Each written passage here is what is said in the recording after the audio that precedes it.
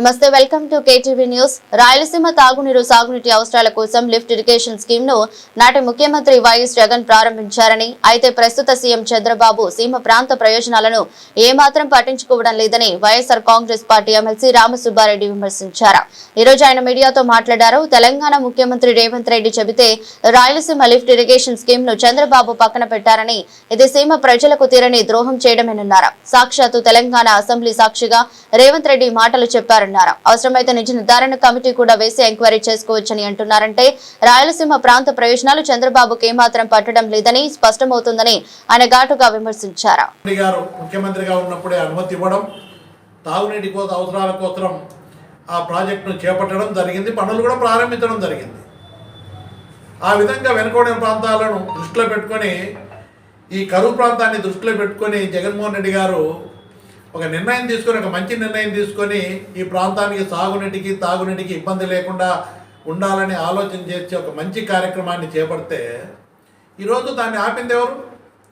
ఈరోజు స్వయంగా తెలంగాణ ముఖ్యమంత్రి రేవంత్ రెడ్డి గారు స్వయంగా నిన్న అసెంబ్లీలో మాట్లాడుతూ చెప్తా ఉన్నారు, అయ్యా నేను రాయలసీమ ఎత్తిపోతల పథకాన్ని చంద్రబాబు నాయుడుతో చెప్పి ఒప్పించి దాన్ని ఆపించిన ఘనత నాదని చెప్పి గొప్పగా అక్కడ తెలంగాణ అసెంబ్లీలో చెప్తా ఉన్నారు. అంటే ఏమని అర్థం?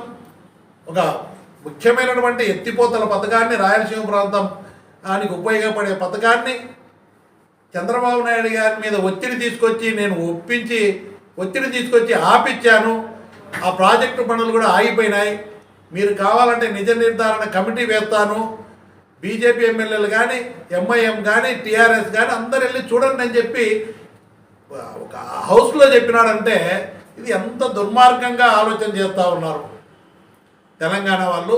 మన కరువు ప్రాంతానికి అన్యాయం జరిగే విధంగా వాళ్ళు ప్రయత్నం చేస్తే దానికి సహకరించిన చంద్రబాబు నాయుడు సహకరించాడని స్వయంగా ముఖ్యమంత్రి రేవంత్ రెడ్డి చెప్తున్నాడంటే ఇది రాయలసీమ ప్రాంతానికి తీరని ద్రోహం చేసినట్టు అవుతారు.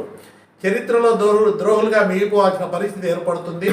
కాబట్టి ఇలాంటి కూటమి నాయకులందరినీ కూడా కోరుతా ఉన్నా, ముఖ్యంగా చంద్రబాబు నాయుడు గారు ఈ నిర్ణయం వల్ల మీరు సహకరించారని, ఈ ప్రాజెక్టును మీరే ఆపారని చెప్పి రేవంత్ రెడ్డి గారు స్వయంగా అసెంబ్లీలో చెప్తా ఉన్నారు.